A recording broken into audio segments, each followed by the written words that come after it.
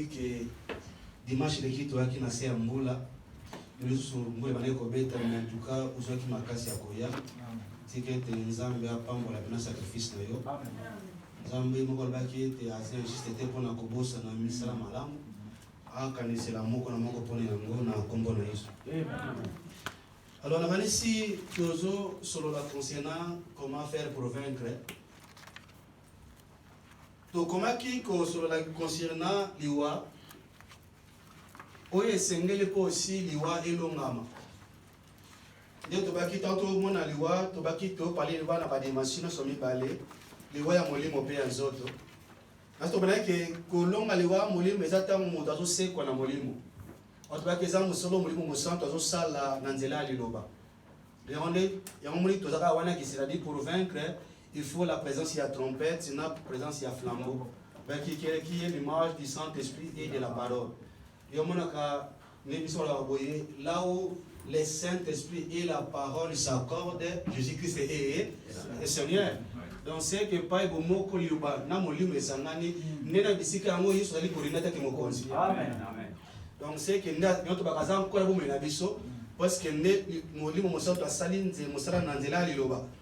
Alors, il y a un autre qui peut boire. Ce qui est mutassé, que ça n'a pas de salamaka. Il y a un autre qui dit ya comment l'ingen yaron, comment ezalaki ya okame, kenaki di bosu ya nzambe, comment ebota ki fololo, pe bota ki bambuma. Notre bail que ce qui est mutassé, que ce qui est mutassé, qui na molimo, c'est que gloire les hommes ni samanakat na ye.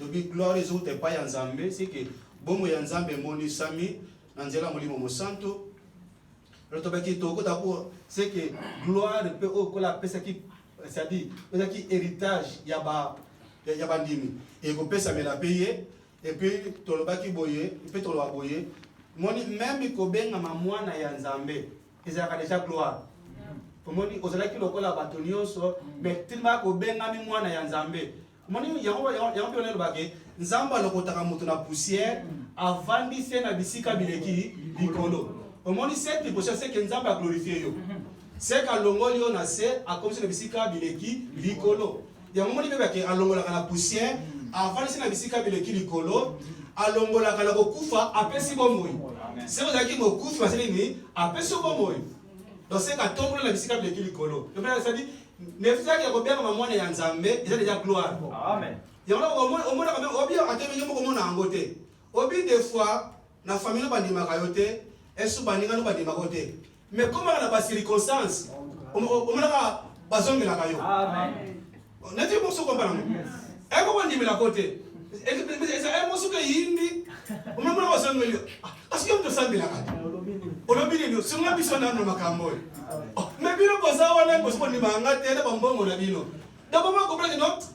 Yeah, ça veut dire qu'on a bisoté. Vous comprenez? Donc, c'est que mon temps semble là, c'est que nous avons glorifié. Il y a un moment que même ceux qui nous ont pas connaissance, connaissance est tombé là comme tu le connais pas misous. Amen. On peut aussi connaissance et qu'on tombe là le connais pas misous. Amen. Amen. Na obi ka yo mo même batalo msala kwa matanga. Umo batelo ngo soki batasa ka ba histoire ya makamanzambe. So ka yo ko mikolo baboye. Aso makabe boyo kenan. Donc, c'est que la connaissance même est glorifiée. Donc, c'est dit, et ça, Makambo, Nzamba, c'est ce qui nous a démêlé. Donc, parce que Makambo, Nzamba, Zokumba, biso de gloire, en gloire. Donc, c'est que bon Nzamba, il faut que nous ayons un bozindo. Quand on a la position, on met ça dans le côté, bon Nzamba, c'est la bonne côté. Faut que nous ayons un Congo, Nzamba, de gloire, en gloire. Tout cela dépend de ton intimité avec le Seigneur. Bien, mais Nzamba za la bongo. Ndengo zo lukela ye, ndenge pa ko salela yo. Ndengo zo kangamana ye, ndenge pa ko yomo samepa la yo. Si kon Nzambe, yamba comment de faire ça à travers la prière, à travers l'intimité na biso et ça se fait aussi à travers des preuves. Nzamba peut aussi permettre des preuves na vie na yo. Après ces preuves na po ebo mayote. Pourquoi il s'ayote? Mais ça va pour changer de dimension à Kondima. C'est que ceux qui ont surmonté prévoient au moins qui vont savoir pécoli. Donc, ils ont ma caméra, ça n'a pas d'ambition. Tu vas y voir. Si tu comprends, moi, il y a un zambéwana et c'est que les monis sama. Il y a un moment où on était à l'eau et on était à fleur, on était à banini. Bah fruits. Alors tu vas dire bah fruits ce sont les œuvres. Donc c'est que bon moyen Nzambe et moi ça m'a rendu na misala. Yango Jacques Alobaka kondimo ezangi misala c'est que ça kokufa. Donc en bref, ceux qui misala ezate, il n'a pas na kata mutope kondima ezate. Oyebi, nous sommes dans verset mon Bible. Oyebi na natire. Oyebi ezapena ba niwa je subona na niwa je mo bimi. Et tu pena ba grima so ngire mbule kobeta. Mais on va venir on va pas vingile. On va mbula yini. Abisi ko mona sala ba misusu. Abeta katolo de sa générosité. Mais ce que ceux qui vont lui na misala et mona na kate. Na muloko nga pena na sunga ka kosakana te. Oh, mais ce que tout le luko bata mutu ko so sunga nani. Et mona na kate. Gabi non pas ça dit c'est que pas y condime ça, il faut misala mo desamba. Amen. Yanto baki boye mbume dépendant kana nzete. Puisque mbumandela kisaka lolenge ya nzete. Yango yeso lobaki zete ya mabe ko bota mbuma malamu te. Nzete pe ya malamu ko bota mbuma ya mabe te. C'est que nzete na nzete ko bota mbuma na lolenge na yango. Siko yeso ko lobi osamwana ya Nzambe. Or que yeso lobaki boye ndana za nzete. Bino boza banani betape. Or que betape yango ne bota mbuma.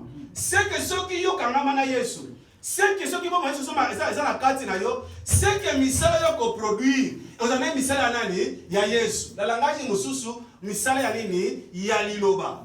Ya watu waki boye, tant on parle d'abord de bonnes œuvres, nous parlons d'abord de la bonne conduite.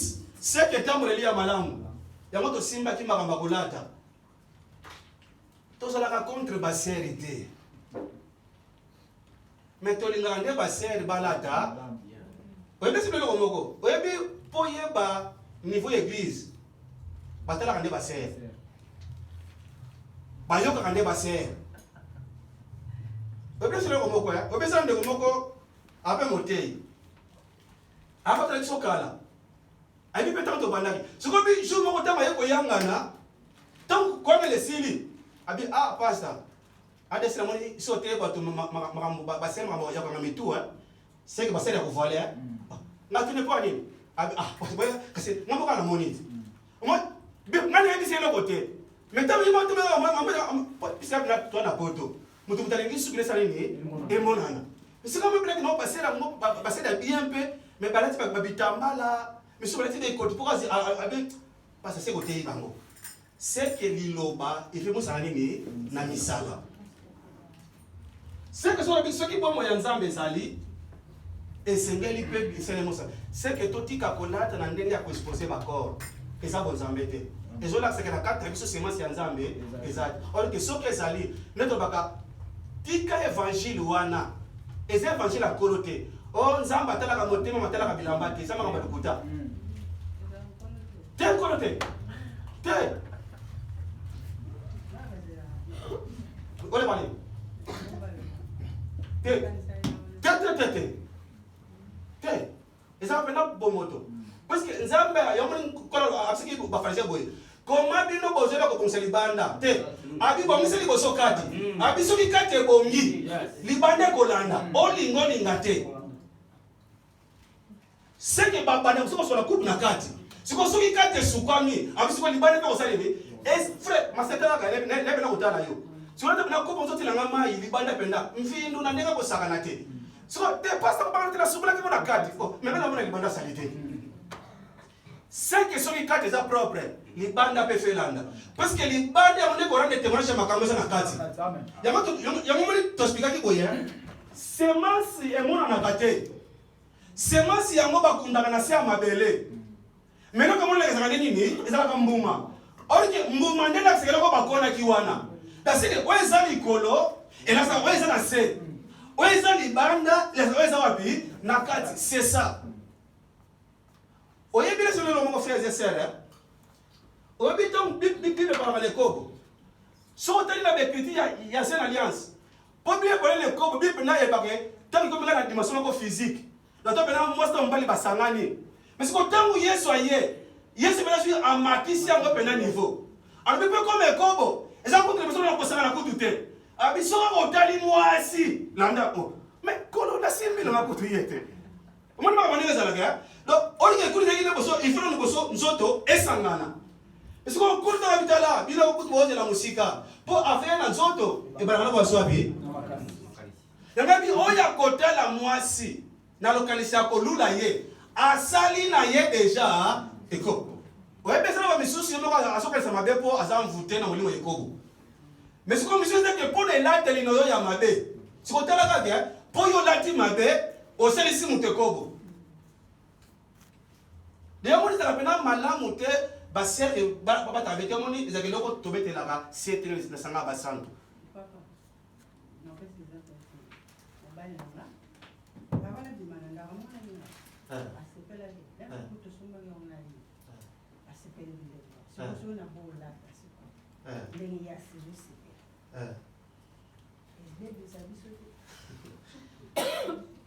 C'est quoi les caméras boyé, Bible lobby, n'a même pas la collecte. Nion sobino bokosala. Eza la kolia, eza la komela, faites toutes choses pour la gloire de Dieu. Mwen le loka boso faire ba ke ozama na nzambe. Papa, omoni ta tokota na chambre. Système ya Adam obendo kozwa yango. Na sa na bi système Adam te, e boso comprendre déjà. Ya Adam obenda kozwa yango. Omoni nzoto eza yo, mwana expose yango libanda, mobali basolola kana ye.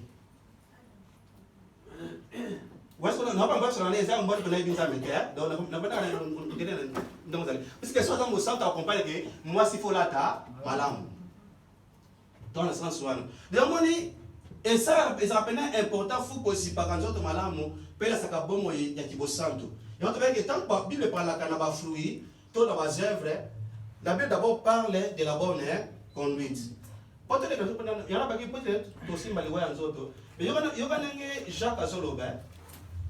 Frère Jacques, il y a un frère Jacques Azoloba. Jacques chapitre 3.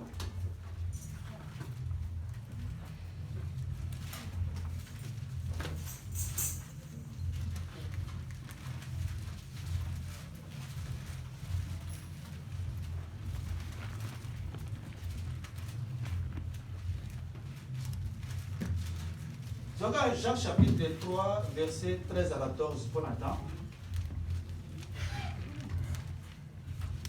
Et puis, commence sur Romains chapitre 6, verset 26. Donc, dans ce moment, pas version, nous dit pour tous les cas, pour tout cela qu'on dit à tout, que les mbans ou mbalamoro na deuxième dimension, il y a l'iwa.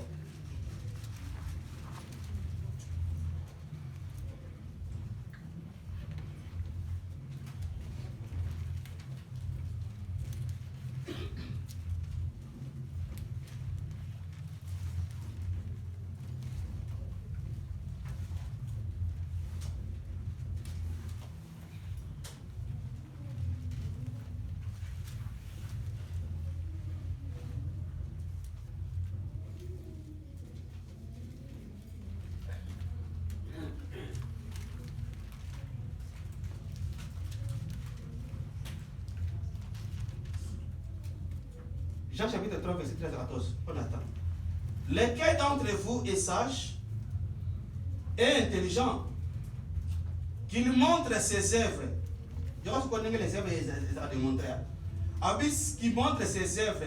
Comment? Par une bonne conduite, par la douceur et la sagesse. Mais si vous avez dans votre cœur un zèle amer et un esprit d'esprit, ne vous glorifiez pas et ne mentez pas contre la vérité. C'est que les bonnes œuvres, d'abord c'est les bonnes conduites. Le temple il y a malam. Alors le temple de la malam, vous avez selon 1 chapitre 2, exactement moto azotambusa concernant l'ilobani yanzam. C'est-à-dire azotambusa bon mener qu'on a l'ilobani yanzam. Il y en a des bonnes conduites. Tant que vous sur les bonnes œuvres, il y a tout le bâti. Malgré bonne conduite des alliés. Mais les bonnes œuvres sont aussi dans les qualités à aider les autres.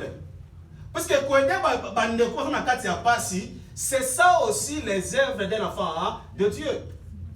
Or que makambo esala pourquoi ezala Bible bengango ezala preuve ya bolingo. Po epai bolingo ezali kosunga ezalaka. Epai bolingo ezali kopesa ezalaka. Bible biboye Zambe poitali sakalinga kibiso. Dieu a prouvé son amour envers nous. il a envoyé son fils. C'est le côté de Yesu. Et donc, il nous a dit que pour Nathalie, ça que na lingi bino. Na pesi bino mwana na po akufa pour la masumu na bino. Donc c'est que kopesa la rende image la rende expression ya bolingo. Yango sikolo ko la Bible lobaka. Mibali bolinga basi na bino. Basi boto se mbali na bino. Yoto baka c'est que mobali nda za bengani pour apprendre so ya nani ya mwasi na ye. Donc il ko bateke banda yo bala lokola tona mboko yo ndenge mwa leta sungaka siko ozwa makambo nyonso tu ya ndako tikela mwasi siko yo mobali mbongo emona na kantisu te toyebi siko soko ekendaka wapi. Mais ce qui est étonnant aujourd'hui omona pena frère aosambela aza na mwasi na ndako makambo aza na fiki mwasi na yebi te mais mama ndenge kanda yebi na grande sœur na ye.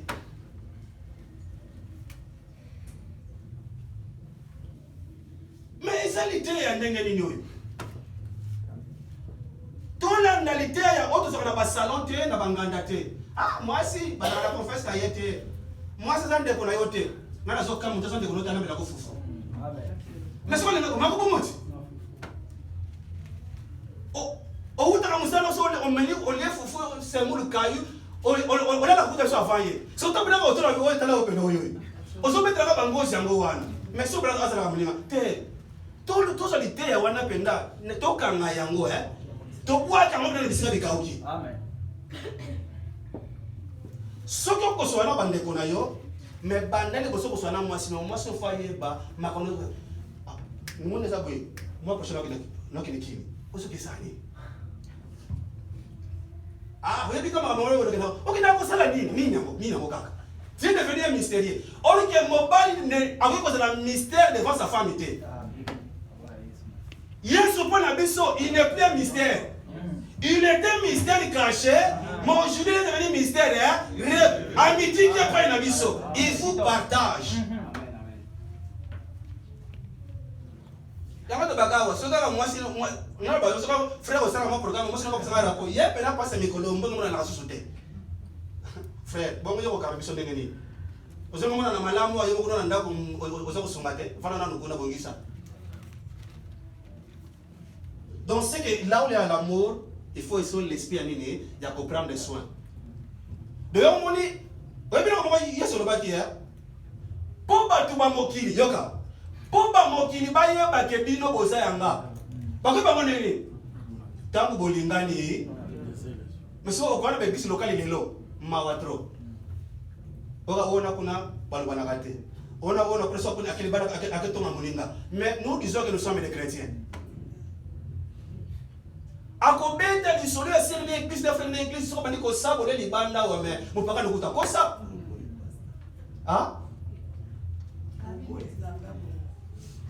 mais on se mais tout ça mais la pona nini or que Christ a lobaki frère est quand tu me conseilles ça comme mon côté na bala yesu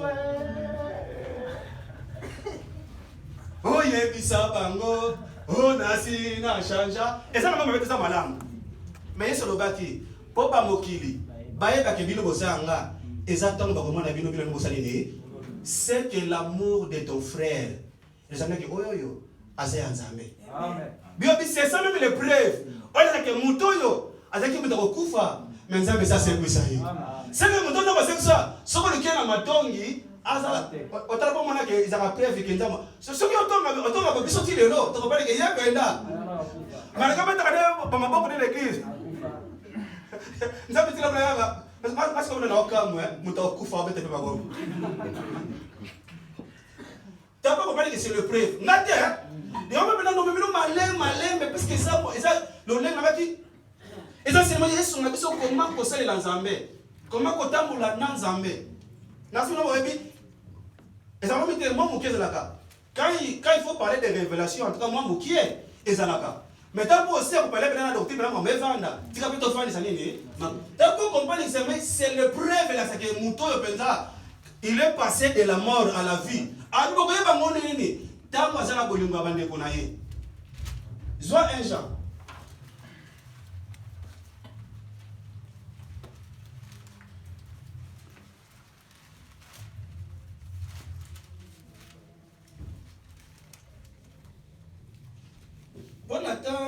tozwaka verset 14 à 18. 1 Jean. Mikoro nazolinga mpenda boye ndenge bozorapelite kokanga ngai te ezaka mpena susi na nga donc nomi mpenaki no bato na bazolola mpendali te botanga mpena bible 1 Jean chapitre 3.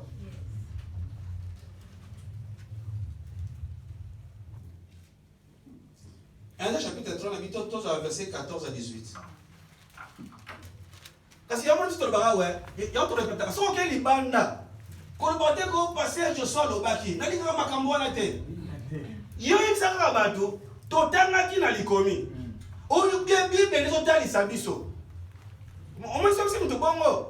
Parce que quand je attends, va passer avec ton nagabango te ok kasi. Toi kasi wa wapi. Et la Bible.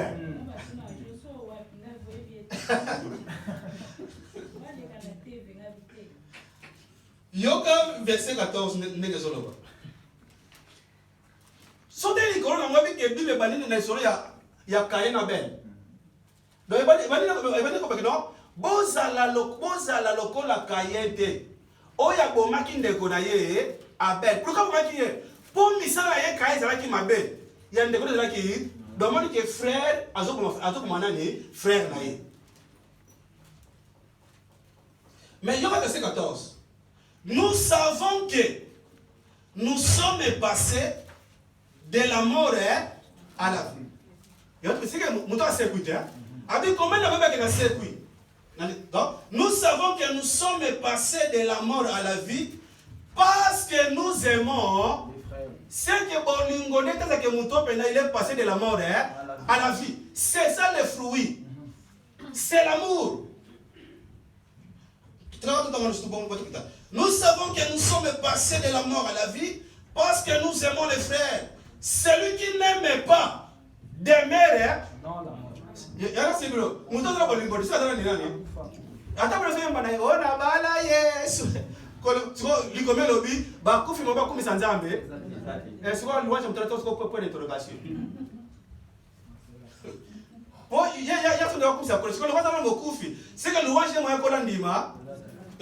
Verset 15.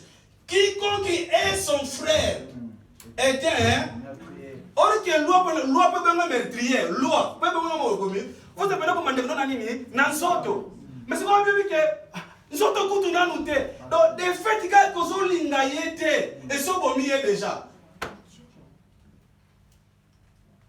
Donc des faits que kozo linga yete pas Bible, pas Bible, osez de so bomié déjà. Ne savons pas qu'un meurtrier dans la vie éternelle demeure en lui. Nous avons connu l'amour en ce qu'il a donné. Donc, nous avons connu l'amour en ce qu'il a donné sa vie pour nous. Nous aussi, nous devons donner notre vie pour qui? Pour les frères.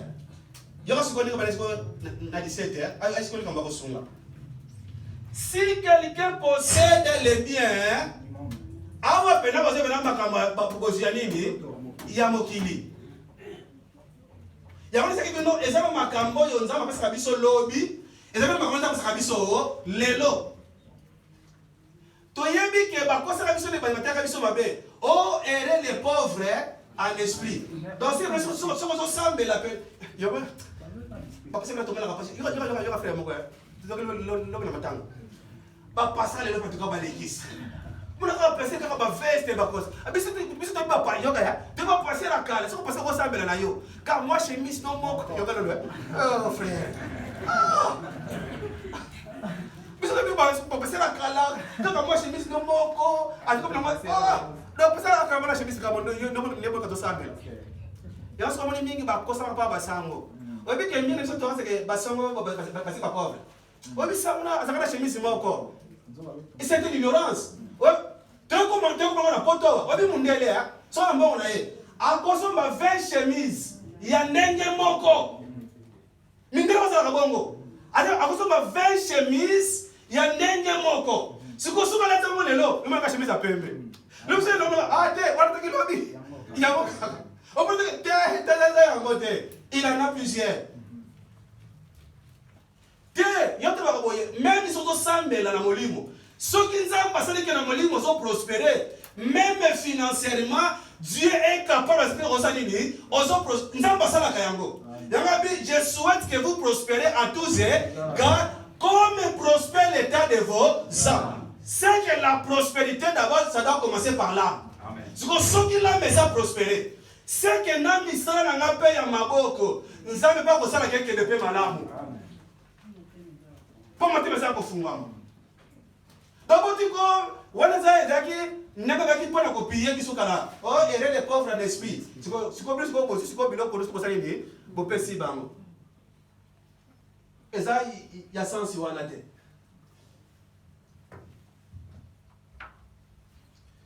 Donc, c'est qu'il y a des choses matérielles. Oh, on s'en va au Pessabiso.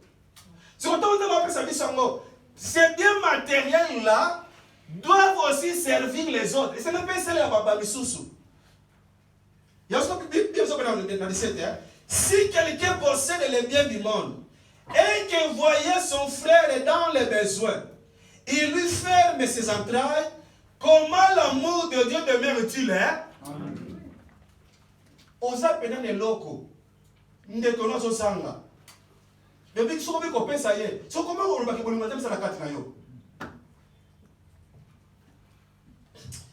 Bandeko. Le monde sabi non. Le baka a passé na ndinga mabete. Na passer na bino. Na frère na bino. Oyebi soki na zala kaloko sambongo. Bolinga ko yeba. Pendant temps si la vallée na bino.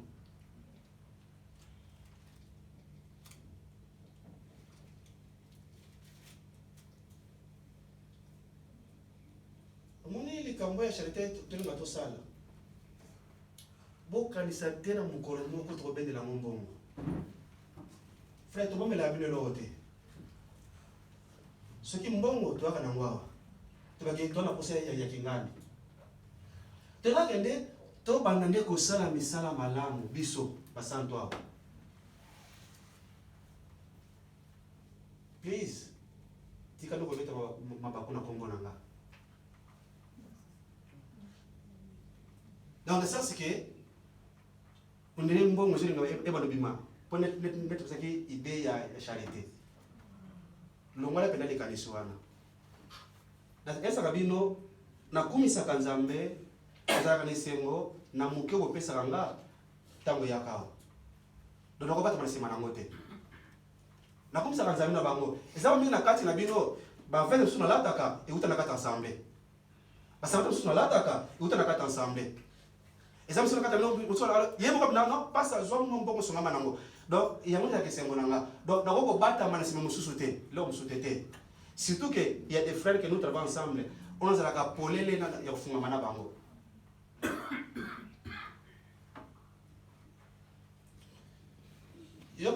Verset 17 à 18. Si quelqu'un possède les biens du monde et que voyant son frère dans le besoin, il lui ferme ses entrailles, comment l'amour de Dieu demeure-t-il en lui? Verset 18. Petit enfant, n'aimons pas en parole avec mais comment? En action et avec vérité. Donc, c'est au moment il y a un verset 14, c'est que ceux qui bolingan yande konange zali, na koboma yete, c'est que na koloboma bebo na yete, na kosele pe mabete, et ceux qui na moni na kati ya besoin na osali ni na kosunga ye. Donc, eza ba preuve yote que mutoyo azaki ngokufi nza basali ni asekusie. Eza ba mbumo etalisaka. Eza ba mbumo etalisaka. Donc, il y a un verset que ceux qui nzamba akangoli abikiso apese bomo inaye olongi liwe ya molimo c'est que bambume komoni sama na misala c'est que bomo ya pise komoni sama otoloba kiboye tangu nzamba zo parler na kufa ya molimo kufa ya nzoto pe ezali la mort physique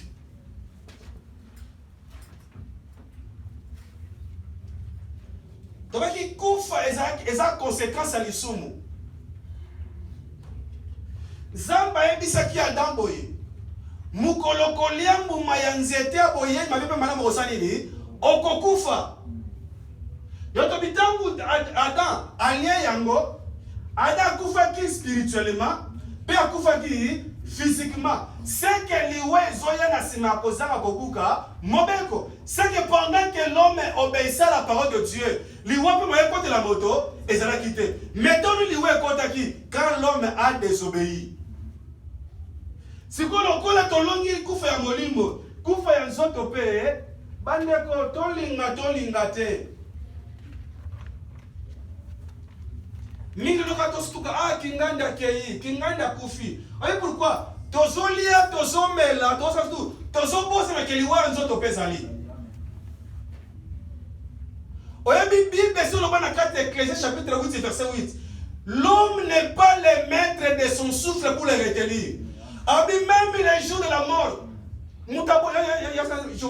Mutaboya kaliwa po soki na lo yete. Mais soki se ye, yoza maître ya souffle yote. Soki kolo pe balobi ke lelo na ozwango. Ozwango. Oye bezala mutu moko na Bible. Bible ke ataki mosui. Ataki na bilange bele. Siko tamu bilanga na ye boti. Bon lebi ke sepe na ba mystère bele ba reverse bele. Metara na sima ngoli kolo. Tamu bosura ye boti. Yondo boya bi molimo na nga sepela. Lia mela. Po bilanga na nga ye boti. Na koloka lisusu. Ora Bible ke nzambe ka sena butwana est censé. Est censé kaka lelo yo. Pe mo lesani ni ezolomo. Ozala mozwi. Ozala mobola. Ozala mundele. Ozala motomwendo. Ozala mo Kristo. Ozala mopagano. Liwa nzoto ezali. Obi des fois tozola tomela tobos. Siko tangu to rappel. Tangu mutongo yende ki azaki felisi maka kufi. Siko beni mo kaso. Tuko okondima te. Teli wa nzoto ezali. Ya mwanza waki moto za maître ya souffle na yete. Pour être retenu dans le monde. Abi même mo kola kufa. Bible même benga ngo eza bitumba. Mais yo so peso yo banani bakolonga yango. Yo ne peso kangwa Ecclésiastes chapitre 8. Topa na siko makambo ya ni watu to mukie. Ecclésiastes chapitre 8. Ecclésiastes chapitre 8 verset 8.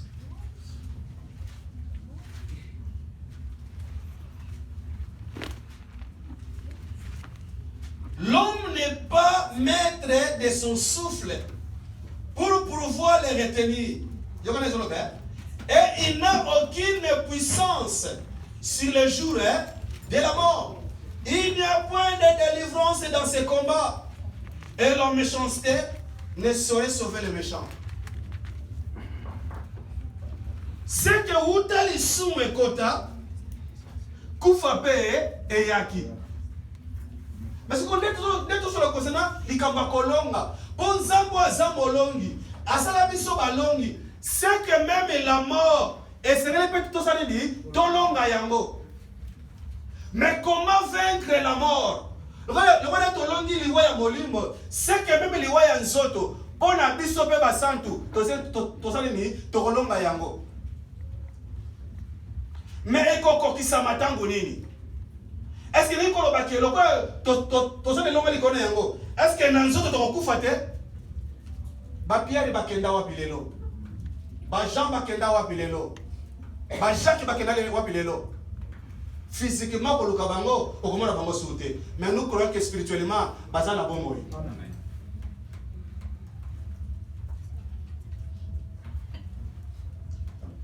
Donc ce que liwa yomoni so tangi ba Bible c'est tout mingi psaume. Psaume na pia ba comparaka mutrokola mupepe. Abi moni fapel. Abi moni fapel ndenge yaka. Après ete sanini ebungi. Abi zalo kola bomo ya mutu nakata na mokili. Eko yaboye après me sanini ebungi na mekei. La mort. Et yana nzela ya mutu moko. Comment nani? Adam. C'est que le kola kufa yana nzela pour Adam. C'est que kolonga liwa qui est la résurrection et ya pe nzela ya mutu moko. Comment nani? Yesu. C'est que pour la kolonga liwa, la victoire est que en Jésus-Christ. Pourquoi? Nzambe banda lisumu ekota. Ezalaki na moto moko te na mokili, azalaki na makoki ya kolonga liwa. Donc Dieu penza a pris son Nzamba azalaki benata na ye. Nzamba si potai pourquoi? Pona kolonga liwa, falaki ye o azalaki Nzambe, alata nzoto amikitisa. Akufa afaka alonga liwa. Nakabisa boye, wabi juro Yesu akufa kina Golgotha. Alonga ki Satana, même seulement Satana. Bien que même bafongole à ce jour de mort. Non voilà wa akendaki koboto na yango. Yenda simbi yango. Yango na biso pesa na après si boye. Alors bi naza oyo je suis l'alpha et l'oméga. Na kufa ki pele lo na selini, na se abi je tiens les clés de la mort du séjour de mort. Donc c'est que kufa yaki na zela mutu moko ata. Kolunga liwape ezaba bele zela nani yankolo Yesu Masia. C'est que la résurrection est seulement dans le nom de Jésus. Et seulement en Jésus-Christ. Nous allons 1 Corinthiens chapitre 15.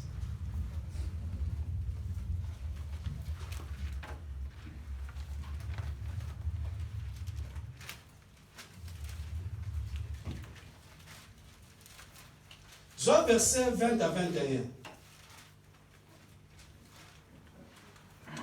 La Bible, Évangile chapitre 15, verset 20 à 21.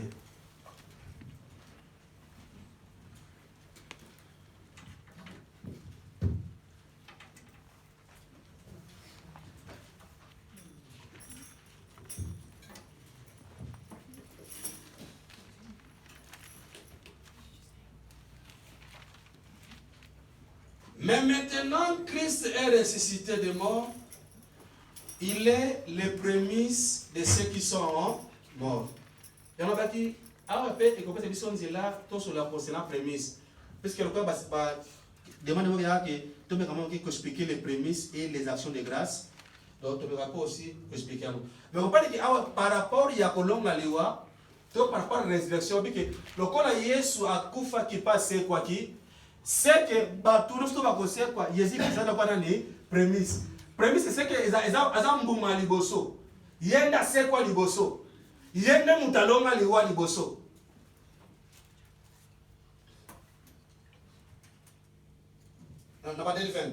Mais maintenant Christ est ressuscité des morts. Il est le prémisse de ceux qui sont morts. Verset 21. Car puisque la mort est venue par un homme, mutabonani Adam, c'est aussi par un homme qu'est venue la résurrection des morts. Quel est cet homme? Il y a un moment dans la Bible, il y a un moment il y a un moment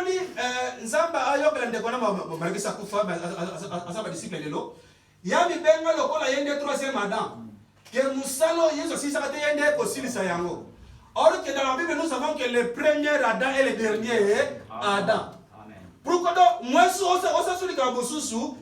pour le dernier Adam, il y a une cause c'est la Bible que le premier Adam a perdu. Et puis, dans ce Moussala, pour a dit que là-bas, parmi les Binzelate, clairement, tout est accompli. Donc, c'est que nous avons la ça. C'est que Jado Tobungi Saki, Ayako Salini, Azongi Sélibusango, la délice. Donc c'est que nous avons que les derniers Adam. Tokufi na kati Adam ya liboso, mais on sait qu'on a dit à l'ini, Yami Bale. Yango, c'est-à-dire, Nadal liboso Tokufi, Nadal liboso Tokufi. Pourquoi? Pour Yesu yende mutalonga liwa mutalivlini, mutaliboso. Autre boy, or qui a fait Yesu c'est quoi? Nation alliance, exemple na batebele ba c'est quoi rappel? Mais toi qui boy, bango marqué ba c'est quoi ka, ba kufa ka lisusu. Mais Yesu lokola c'est quoi? Bébé que les ouest na bokondi likolo na ye alonga liwa. Donc c'est que lokola ya alonga liwa bébé que siko batu nyonso yo bandimi ye. C'est kapisa me bokondi likolo nini? Ya liwa. Frère, lelo batu basoba na liwa. Et ça, on m'appelle ceux qui m'ont approché, Zali. Mais si le bien y a l'élo, et qu'il y a caca. Frère, les wa pas boya kangote, les wa bakima kangote, pour oli ngoli ngate koya. Mais ce qu'il faut pour la mort, il y a seulement une seule chose. Il y a même il le mindele. Vous voyez que mindele va comment la connaissance il y a liwa par rapport à l'émission africaine. Vous voyez elle est grave. Mais par contre c'est comme elle qui va moto. Frère, vous voyez mindele lo hein. Nana kufite. Mama non, bana ngabo fanda wana. Yoka jour na kufa. Omoni mbongo yo. Ndio bosomba serikali. Mbongo yo sekete botumba ngai. Beso singa. Donc nana kufite. Mais azoye ba penta. Donc il fait déjà des arrangements.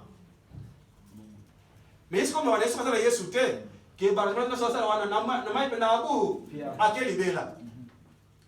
Batlokola ba Simon Cowell, ouais bien oya X Factor. Azote pena ba millions. Pour la science ma pas développer que ceux qui a confié là ba ko congeler après un temps à poser pour les sous-sous. Tu le poses sur les rêves. Balonga kaliwa bongo te. Po siansa mokili etikala kolonga liwa te. Po avant Yesu aya na mokili na nzoto moto moko atika kolonga liwa sa te. Bweba ke ba chinois baza bato balinga confire longtemps na mokili. Po no bango ba donc pourquoi asuli ngadu na te po abike ko ne benga liwa. Yango bango balinga kolia babiloko ya mobesu. Boye bien. Boye bien. Ah, c'est moi qui est là. Ça va, ok. Non, boye. Donc, nous sommes tous là. Nous sommes tous là. Nous sommes tous là.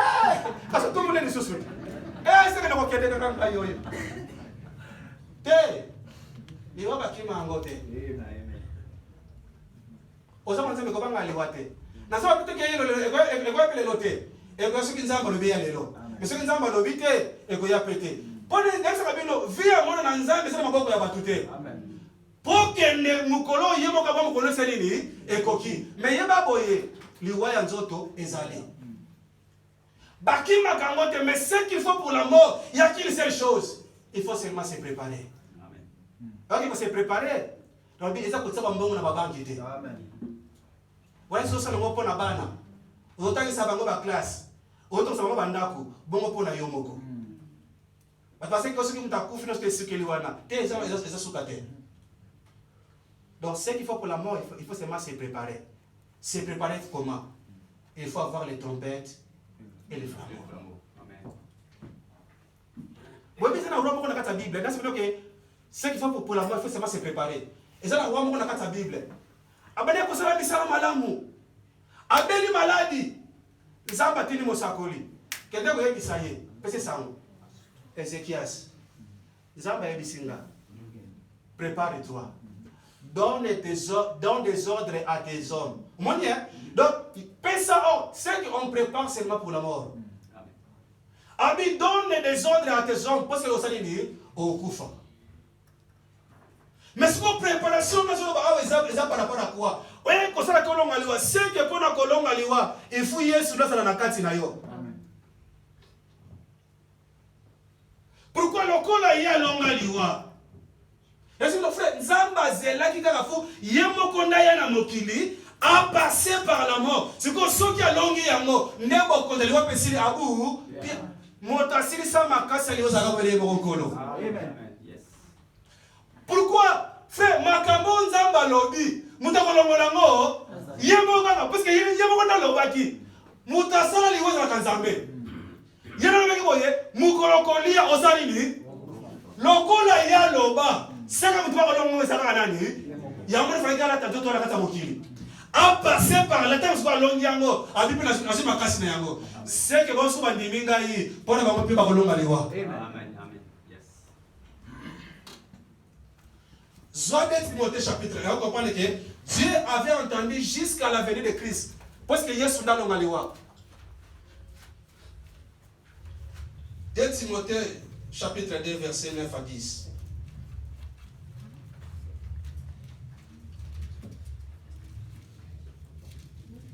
Timothée, chapitre 2.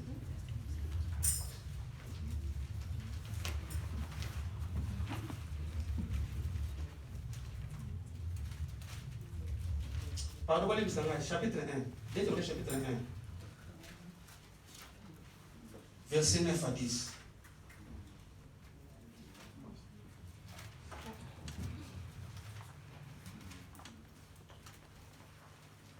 Qui nous a sauvés et qui nous a adressé cette vocation. Non à cause de nos œuvres, mais selon son propre dessein. Selon la grâce qui nous a été donnée en Jésus-Christ avant les temps éternels. 10. Et qui a été manifesté maintenant. C'est que le but qu'on a dit à Bonsoir Banakala. Mais pourquoi c'est la biso et qui a été manifesté maintenant, comment?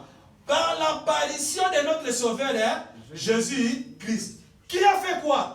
Qui a détruit la mort. Il a réduit la mort à l'impuissance. Donc, c'est la même chose comme il a détruit la mort. C'est que Yesu Kokufanaye, les rois qui puissant, Yesu rendu impuissant, mais pas la montrosité, capable de bandimir. Les rois qui puissant, mais pas la bandimir, les rois comme impuissant. Il y a vraiment des frères et sœurs. Vous avez vu ceux qui m'ont accoufi. Qu'est-ce que vous avez est-ce qu'un dima qui s'en malade ma solo? Parce qu'un dima qui s'en malade, nous avons quelque part la consolation. Tu sais que un jour tout le monde a des choses. Frère, au moment où on a kufaka, et ça n'est pas sans kufaka te. Même que mon papa nous soit kufaka sans espoir. Parce que soit kufi, mon papa n'a kufaka espoir de personne et kufi. Or que nous, puisque nous kufaka na Elikia. Elikia dit il y a résurrection. C'est que nous avons quelle liberté. Amen. Nous mourrons avec l'espérance à Nini, il y a résurrection. Obi batuna comme sanga, kaso comme na passe les obenga Job. C'est pourquoi ma maison aussi mbaté. Moi mi sale kangami. Or que Job quand il parlait cela, il parlait de la résurrection. Il croyait à la résurrection. Je sais que mon rédempteur est vivant. Il s'élèvera. Après ce qui va la terre. Alors même dans ce qui prend en les a détruit. C'est quand ceux qui sont en Angleterre est perdu. Mais mis sur la Rosaline. Mais comment il y a un koufi au comment on est c'est qu'il croyait à la résurrection. Et quand on va passer Yelindaï, attends, mais un jour je verrai le Seigneur.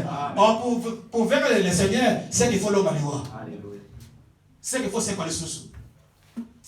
C'est même Abraham. Frère, aux hommes à moko. Il y a Mobali.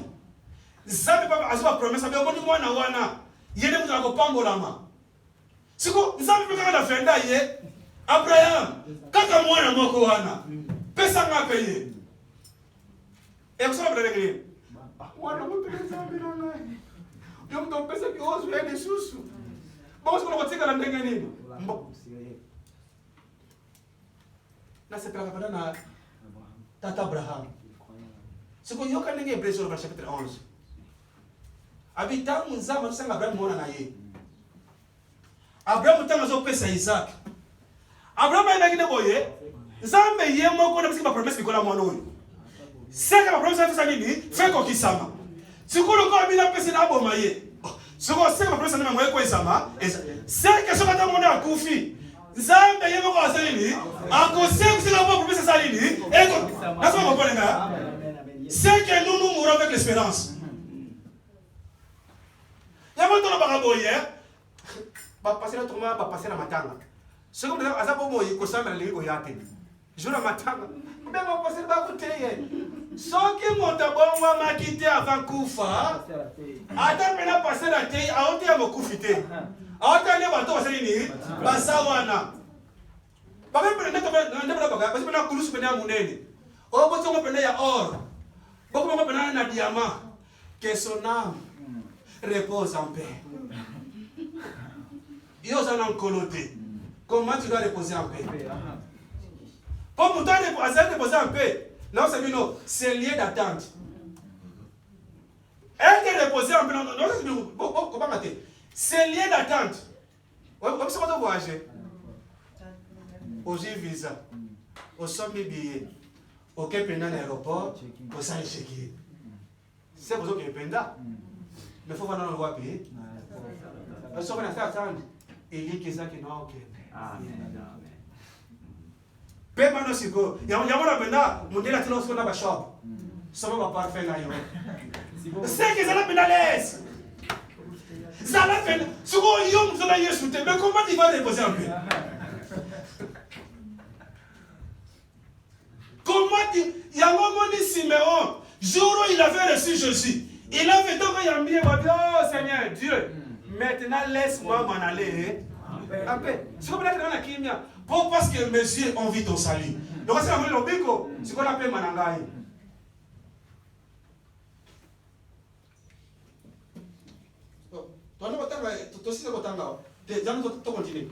Dès chapitre 1, verset 9 à 10. Verset 10. Et qui a été manifesté maintenant par l'apparition de notre Sauveur Jésus-Christ, qui a détruit la mort et a mis à l'évidence quoi? La vie et l'immortalité. Comment? Par l'évangile. C'est que Moutalonga liwe Zambe Yesu. Donc, pour nous, il faut que nous Zambe Yemoko la Tanzoto, aya na kati ya mokili. C'est quand on a passé à longi liwa, et puis à rendre liwa impuissant. Landanga sikoyo na le monde bandeli. Or comment ni makamudé Timothée Zolobawa, pourquoi fallait que Yesu nde aya kolonga liwa, batu nyonso bayaka liboso na basakoli ba kolonga liwa te. Parce que la promesse n'était pas pour les prophètes. La promesse n'était pas pour moi et la femme à Sinamite qui a kolonga liwa, mais la promesse c'était pour Jésus. Il était le seul. On dit qu'il y a un kolonga liwa. Oyembi sokotangi na Genèse chapitre 3. Toi t'as rapide. Chapitre 3 verset 14 à 15. Yoka makambo bazoloba.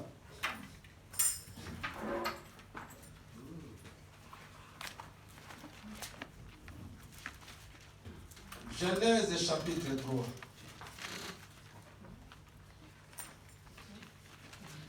Verset 14 à 15.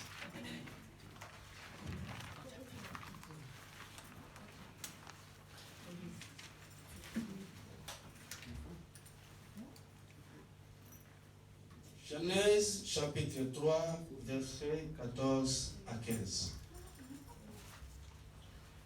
L'Éternel Dieu dit au serpent, puisque tu as fait cela, tu seras maudit entre tous les bétails, entre tous les animaux des champs. Tu marcheras sur ton ventre et tu mangeras de la poussière tous les jours de ta vie. Verset 15. Je mettrai inimitié entre toi et la femme, entre ta postérité et sa postérité. C'est que la postérité de la femme. Hein? Celle-ci, celle-là c'est qui? C'est la postérité de la femme. Et on est parti celle-ci. Donc celle-ci, c'est que la postérité de la femme t'écrasera la tête et tu lui blesseras les talons. Là, si tu as mis le solo, Zambe tango atie Adam dans le jardin, asale libanda, aya atie dans le jardin, tango apesi mwasi, nyoka ye, akosi Eve, Adam et Mami, babuki mobeko. Zambe aye pa ya mwasi. Abona sopada, Adam weti. Na ki mo po na bombami. Olembo mo ate mwasi osaki nini? Otiaki pembeni na ngai. Zambe atiki Adam akepa mwasi. Mwasi pourquoi sali boye? Zambe nyoka nde akosaki ngai. Nzamba fidèle. Et puis il est un Dieu obéissant. Parce que mon évangile, il est comme si un poli. C'est ce que je m'a dit. Évangile, il faut que ça soit poli. Il y a un peu Dieu n'a pas résisté. Non, c'est vrai. Pour moi, si on a c'est vrai. Adam, moi, si fait. Pour le célébrer, c'est parce que nous avons célébré à cause de ça. C'est comme ça que vous faites la Dieu aussi savait que c'est que nous avons la bonne côté. Ce qui nous a dit, c'est que nous avons pas de nyoka. C'est pas les Camerounais, tout le monde nyoka. Il y a tout le monde qui points. Oh, et ça, nous avons eu un colobate. Mbamoko mbani bali. Ndongo zagoyi. O lakela mi mabe. Eko bando tambola na libumu na yo. Awawa. Yo kukele bosona na nyoka moko physique. Ndongo batu moko boye nali te na bango ya bundoki. Oh sata na zakina makolo. Yamano mona bimaki na Eve. Ndeba bota kama likosona kombo ya Caïn. Ndesiko ta konza mebonga le makolo pe kwei. E ron bota oh. Parce que tu peux pas porter Dieu à payer. Il y a une sorte. Donc, nous avons dans le serpent, aïe, copé sa révélation dans l'Apocalypse. Abi le diable yende. C'est lui le serpent ancien. Donc, ce que nous comprenons que le serpent c'est qui? C'est le diable. Parce que le diable n'est pas comme ça qu'il a dit, Ève. Mais le diable là, il a utilisé le serpent physique. Mais Dieu ne voyait pas le serpent physique, il voyait le diable. Là, on a si quoi. Tant à cause abi, on a quel ami mabe. Au bandoko tambo la na libumu na yo. Et ça peut être hein. C'est que yo ça qui nasé au koisami. Là tobi, nous avons tout comme ça, il reste pour moi. Nous avons tout comme ça dans mobeko. Et ça aussi pour la satana. Pour bana sumu kana likolo. Kuna loi za la quitter. Si vous faites maintenant créer loi moko pour azoe bena bien. Yanga demandi yo sikoyo. Loko sali boy. Ah, bana ko sali ni, o bana ko rampe. C'est que na suyo. Siko o bana ko lia nini poussière ya mabele. Est-ce que tu vas voir? So pour dire nyoka physique oyo, allez ka poussière la mabele te. Mais le serpent c'est que le diable, yende alia kanini pour satra ya ka poussière la mabele. Tinelo. Siko yo, quand on voit le livre, passe tourne dans la Bible. Quelle poussière pendant ce jour-là, Zambé avait autorisé le diable de prendre l'autorité sur l'humanité. Dans ce que Batou, nous sommes laissés pour qu'on ait il y a un moment où nous avons ça, tu habites au Kozonga, dans le Mélé Bosalini, au Outa quartier, c'est que poussière c'est l'homme. C'est que Zambé Nesikoyo, après si Satan a beaucoup de bonhomie, il connaît à bateau pour lui sur ses côtés. L'andangaï. Si vous avez fait la poussière, Zambé Sikoyo na kata bolingonaye, azo fongo la brèche moko. Azo fongo la promesse moko. Pour na bana ya lobiko. Quel était le brèche moko na fongo la? Alobi soit le serpent, qui est le diable, a bien ce qu'on appelle inimitié. Kozanga boyokani entre toi et la femme. Entre ta postérité et sa postérité. Mais tu vois, au moins de postérité à femme, yende a écrasé mutuna yo. Mais yo, au gosoy wapi, c'est que mukolo va écraser nyoka. Et ça fait mukolo yo muta écraser, il faut asoka pe na talon. Ok, quelle est cette moi c'est moi zanani? Postérité de wana akonyata mutuna ya nyoka ezanani? Oh non.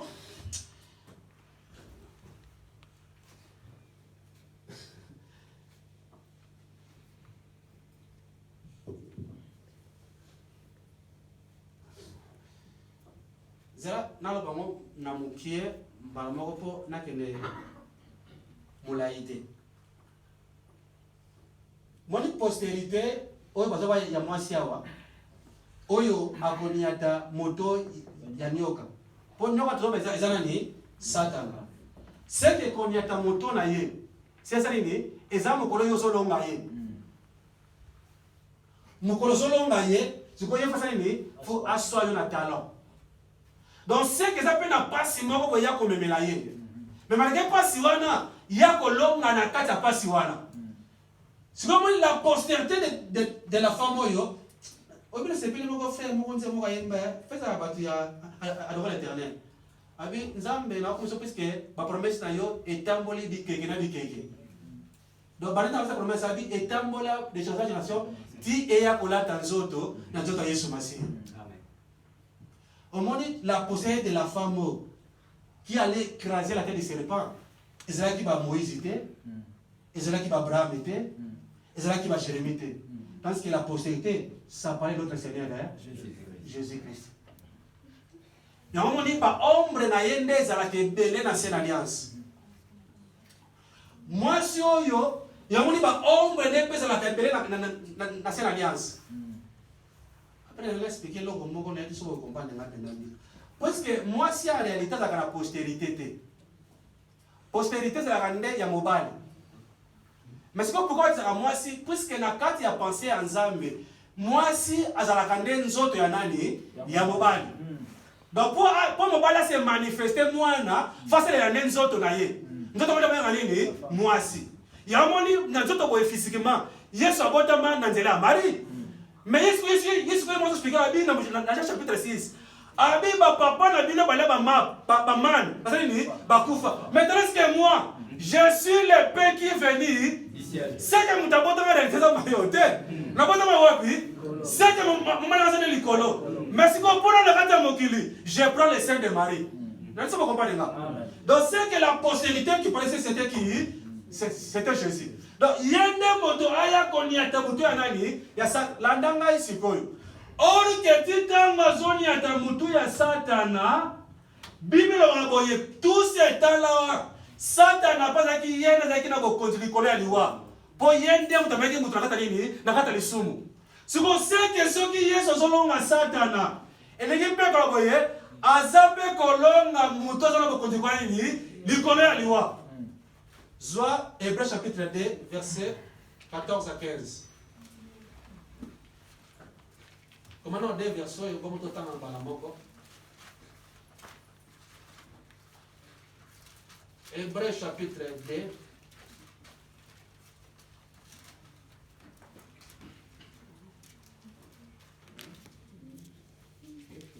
verset 14 à 15. Et puis commence sous Colossiens chapitre 2.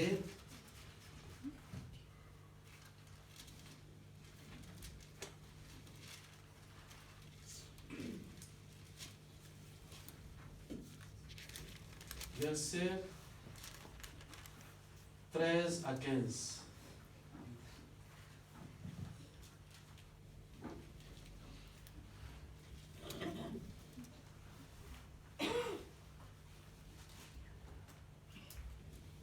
Dans Hébreux chapitre 2 verset 14 à 15.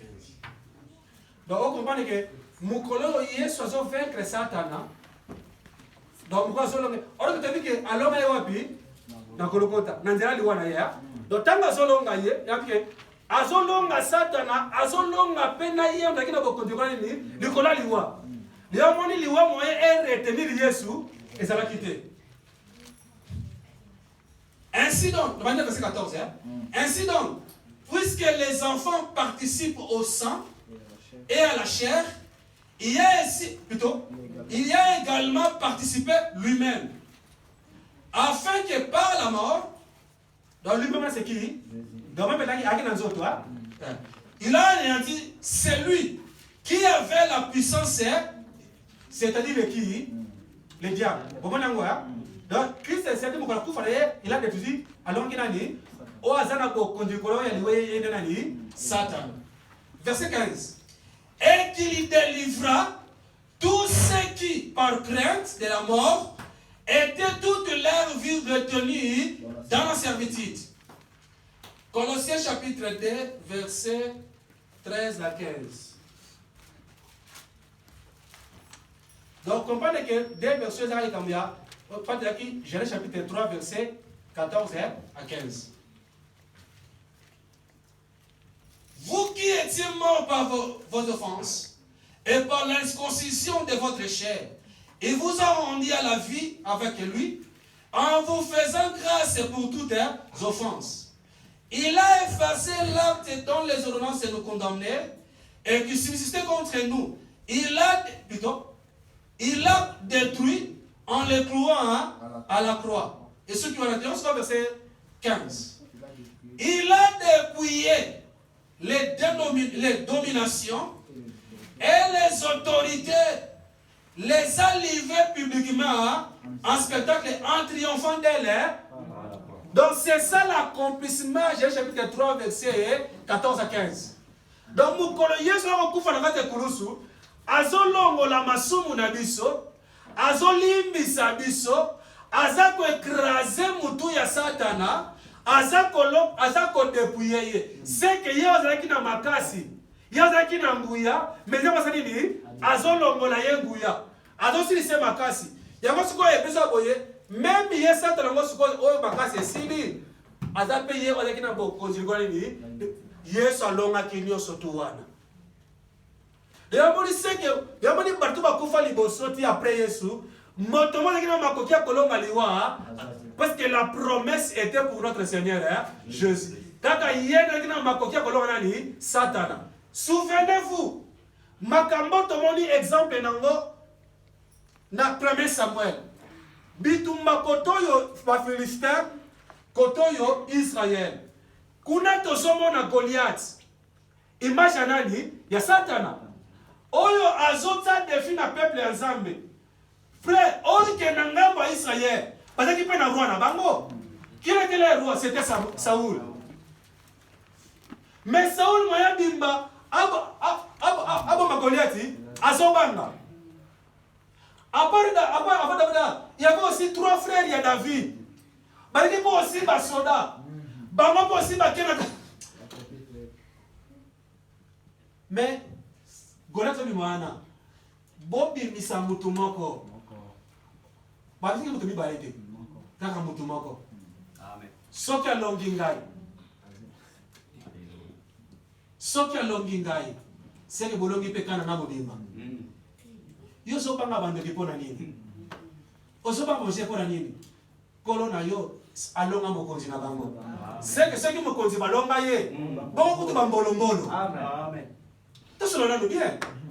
Soki mokonzi balonga ye. Bongo banani? Oye bila ko kamwa. Oye bila mona magie. Kibundoki sele kombo. Siko bisala futu ba kibundoki. Boye bike magicien ako mandoki. Mendoki ako magicien te. Na monde mystique, un grand magicien est plus puissant qu'un doki. C'est comme un bon doki.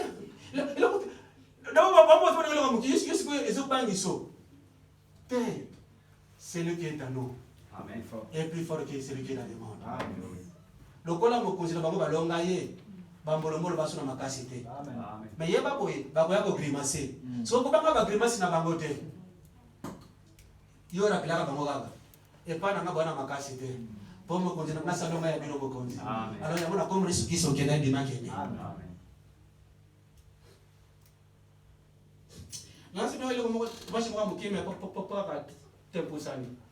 Ya mo frère na bino nzamba nzambe yangoya. Atanzamba solo.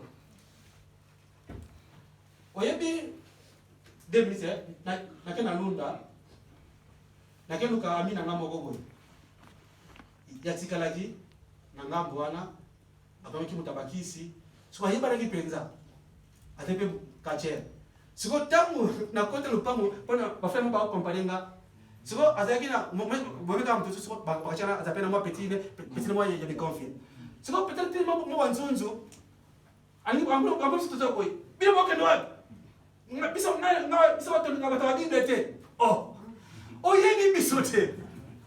Siko lukapo bayeba ki bango. But siko tu pati pe je lance pour passer entraînement. Et siko mettre passer na kata pale. Batu batal. Bobi mawa, boko tate mabite. Yebisa gi. Siko akama, orega na bengenda mo babele siko mettre te. Yebisa gi nani kotela Gigi yo nani ngabi yebisa Gigi leta la ye ce qu'on appelle c'est comme na karawana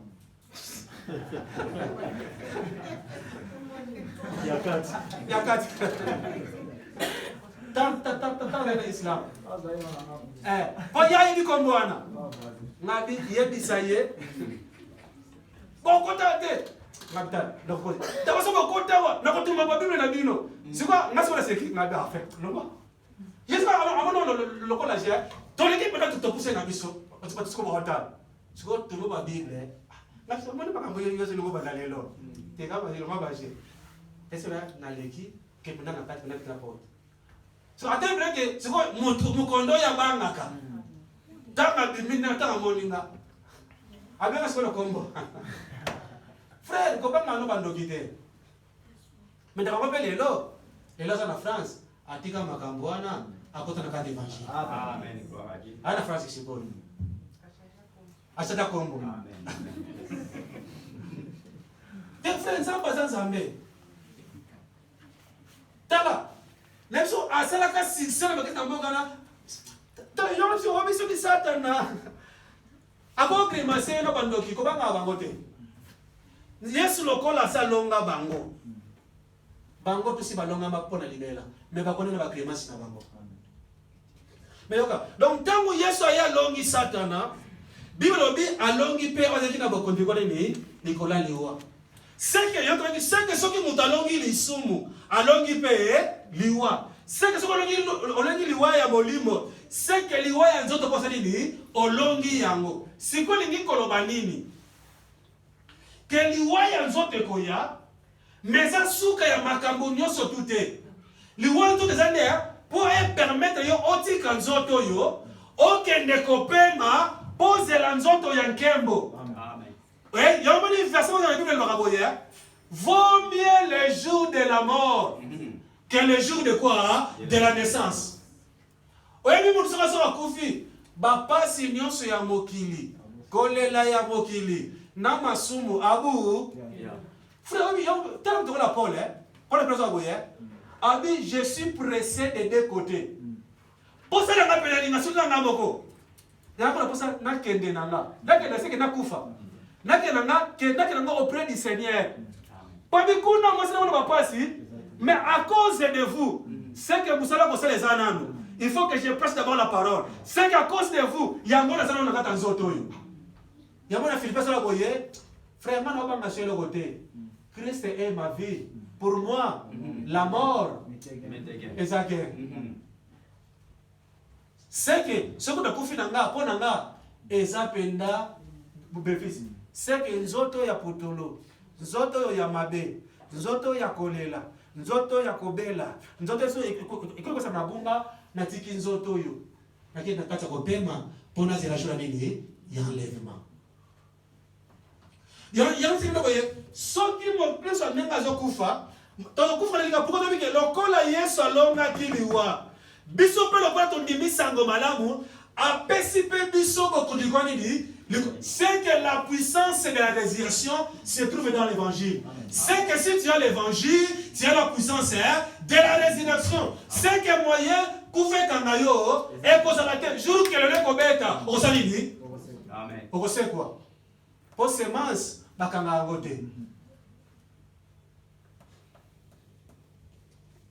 Donc c'est que Yesu alongi sibiso apesi biso bokondi likwa biso ba oyo tondimiye. Y'a pas siko soki mo Kristo zo kufa, y'a to bi to kufa kana elikia. Elika ya nini? Ya résurrection. Y'a ngono moni ne ndetasono y'a onde Job alobaka que mon rédempteur est vivant ici les verra les derniers. Attends autres n'ont ko be disama mais nakona nini nakomona encore. Il parlait déjà de la résurrection.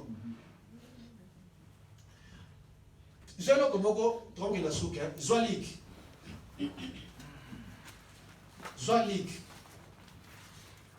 Comment des versets au gomoto tanga malamoko. Comment le chapitre 20.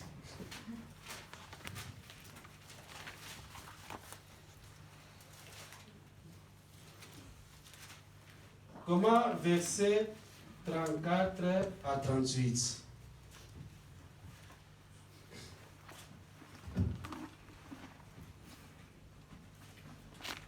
Abril chapitre 21, verset 34 à 38. Totanga,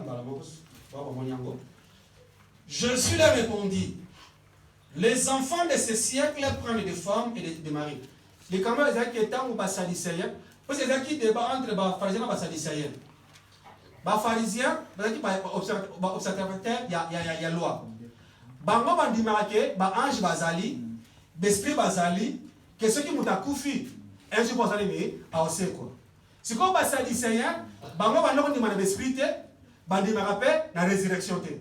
Yango siko ba ko to lesu masi a question ba parce que parabole que mutu moko avec na mwasi so akufi ya ko ti mwasi wana ta kufi ba frère nebe ba iti ba mwasi eti ba kufi ba boti si mwasi wana te donc siko na bukolo ya suka mwasi wana azala mwasi ya nani yango siko Yesu ali ko répondre bango yesu ko ekomemati na résurrection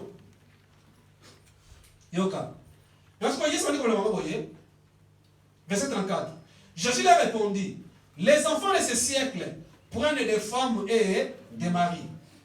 Mais ceux qui seront trouvés dignes d'avoir part au siècle à venir et à la résurrection des morts ne prendront ni femme ni ceux qui sont qui banzoto mampa libala abu donc ceux qui n'ont pas lingio bala tant que ça va na nzoto yo ndeko na ngai bala ndeko na ngai tamu po bali enjoy pena nini ma pena li balo na bali ali felo te li bali ali felo te comme ça on les fait Esu choisi qui a mabé avosa la chotuna ki zambe ba pekisa ki olingaki li bali zelo kama malamu sio na malingio bala sana nini bala 36. Car, là nous avons bien, bateau va causer qu'on est bien sauvé. On va encore dans la nez de ce qu'on là nous avons bien. L'on va avoir la soute. Car ils ne pourront plus dans ce que pour la bango, beaucoup fa soute. Là nous avons bien aimé. Il y a un peu de expliquer ton ima kambe ko kisama. Abi ba ko kufa li soute. Là parce qu'ils seront semblables aux anges et qu'ils seront fils de Dieu étant fils de la résurrection. Que les morts ressuscitent, c'est ce que Moïse a fait connaître quand à propos du buisson, il appelle le Seigneur le Dieu d'Abraham, le Dieu d'Isaac et le Dieu. Là c'est pourquoi Yesu a parlé pour la bandini. La nana bien. Yesu a parlé pour la bandini. Abi omoni, abi ke bato ba na bokondi ya Nzambe. Bato ba kosekwa baba la sauté. Et puis moi je peux pas kufa, ils a sauté puisque bazalo kola banani, lokola ba ange. Ba bana ya Nzambe, no expliquer yango. Yanga bibo yesiko landa. Yanga lobela ki na makambu Nzambe abela ki Nzambe ya Abraham. Il y a Isaac Pé. Frère, il y a un continuer. Verset 38. Or Dieu n'est pas le Dieu. Et pour le temps, Moïse, que je suis le Dieu d'Abraham, d'Isaac et de Jacob. Physiquement, Abraham a Koufa. Physiquement, Isaac a Koufa. Physiquement, Jacob est payé. Mais c'est comment c'est que nous sommes nafuko kama moto Nzambe taka bimili Moïse na busorda Moïse ninga baluka taka boya bino ko ya ko pusa na wate et posa ezali ni mosantu longola ba sandali na yo bo biso moto Exode chapitre 3 siko Nzambe yemoko frère ni Nzambe tala to différent na no bato ba nikolote yango nesa bino na contre bato ba na penza tangu nazalaka boyebi ngate tangu Nzambe asalela kanga Nzambe to samela na frère. Adana pas passer te. Ada se ko kufi Akamata kono nazala ki Nzambe na ye pona te tika.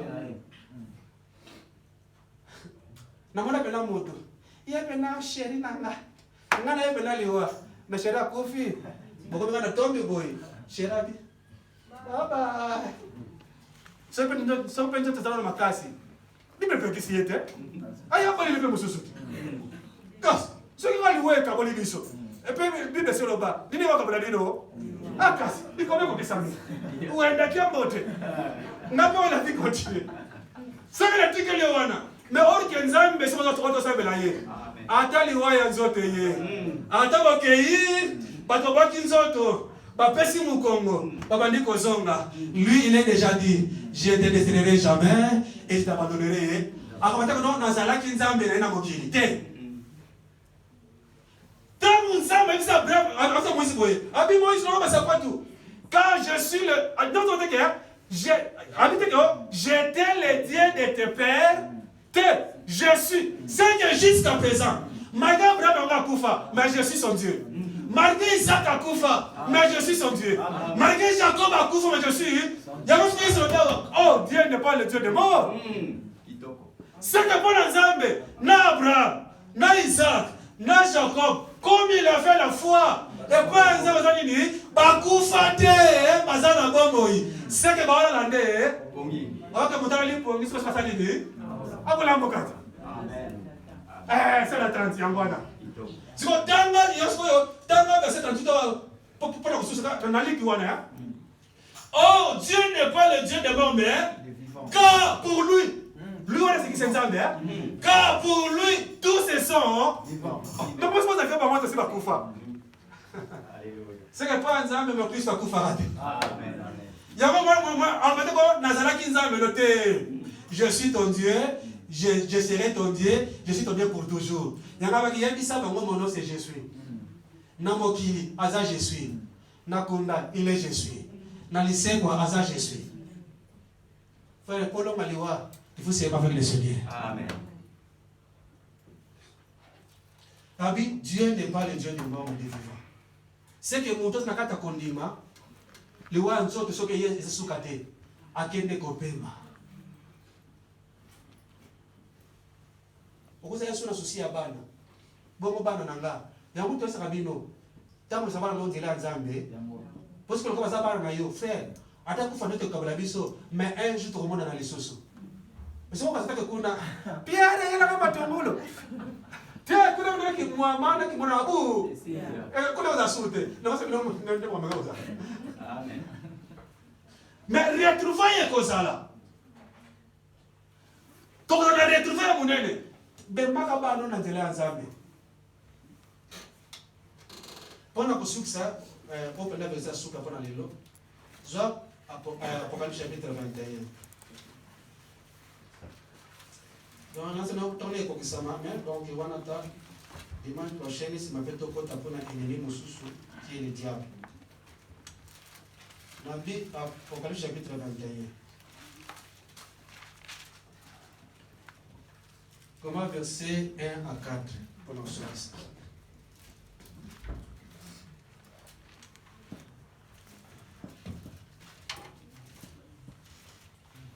Donc frère, ceux qui nous ont maintenant à Oti Kayote, il a déjà préparé un lieu de repos, qui est comme un sein d'attente.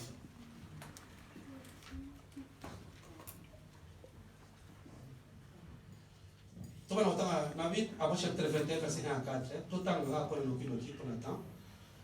Au moins, la Bible dit que après, ils ont souka makambono soto. Maintenant, comme il y a un peu, nous avons souka, nous avons dit que Tokolo Maliwate ko ekokisama. Est-ce que la Bible ont parlé concernant na nouveau ciel et nouvelle terre. Tant que nzamba kosala likolo ya sika, pe mabele ya sika. C'est que tant que tokota na kati ya nkembo ya nzambe. Landanga. Yanto boye éternité et kozela nde wapi na mokili. Mais ozane na ozane likolo ya sika, mabele pe ya sika. Puis je vis un nouveau ciel et une nouvelle terre. Car le premier ciel et la première terre avaient disparu et la mer n'était plus. Je vis descendre du ciel d'auprès de Dieu la ville sainte, la nouvelle Jérusalem, préparée comme une épouse qui s'est parée pour son époux. Et j'ai entendu du trône une forte voix qui disait, voici le tabernacle de Dieu. Donc, mon nouvelle journée, va bien me pénini, le tabernacle de Dieu. Bah, comparons aussi le cas de moi si à l'ibala, ou ya zo bongisa mapona libala. C'est très important. Mais yoka. Verset 3. Et j'ai entendu du trône une forte voix qui disait, voici le tabernacle de Dieu avec les hommes. Il habitera avec eux, ils seront son peuple, et Dieu lui-même sera avec eux. Il y aura verset 4. Il essuiera toutes les larmes de leurs yeux. Et la mort ne sera plus. Ce que nous avons dit en Zambé Koufa, exacté. Donc, ce que nous avons dit en Zambé, Maramouya Liwa, Abou, Portolongi Liwa. Kuna Liwa, vous avez sous-souté, qu'on est la paix et qu'on a raté. C'est pas tout le temps Mobimba. Verset 4. Il essuiera toutes les larmes de leurs yeux, et la mort ne sera plus. Et il n'y aura plus ni deuil, ni cri, ni douleur. On dit marquant surtout. C'est comme les premières choses. Car les premières choses ont. Donc c'est qu'il y a les premières choses et il y a les dernières choses. Il y a le premier ciel et le dernier ciel. Il a l'ancien et nouveau. Il a l'ancienne et nouvelle. Donc c'est un ciel Jérusalem ezali, nouvelle Jérusalem père ezali. Mais ça makambo nzamba kosala. Frère Yarobi, ezali makambo nzamba so malé mais pona lelo tikate nzambe a pambola moko na moko. Kate loboto yoki et pesa moko na moko biso makasi et pesa likia. Bien aimé, eloko kolongo so liwa ezali sango malamu. Ils ont la bonne ressource. Et on est, il faut que, attends, les autres problèmes, ils ont pour que les de repos pour entendre l'enlèvement. Ils ont tous le temps, ils ont avec ce temps. Mais en tout cas, le mot est plus à moi, le mot makasi, et puis à moi, le mot elikia, et pas pour la mort, et ça va pour la mort, dans le combat de ce Messia. Amen. Alors, on a fait ça, directement, pour ne se dire pas président. Alors, non, c'est ça qu'a aboyé.